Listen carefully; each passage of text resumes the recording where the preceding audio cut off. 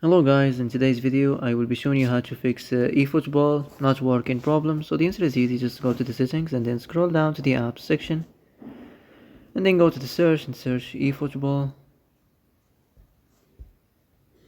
and then go to the storage, and here you will find this clear cache option. Click on it. Now you can go check it if it worked, and if it didn't you can try to restart your phone or turn the Wi-Fi off and on, or the Bluetooth or the iPlan mode.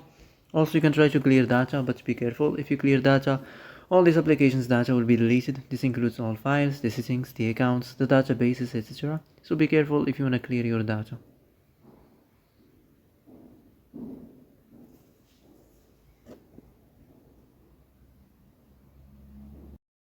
And that's it for today's video. I hope this is the answer you've been looking for.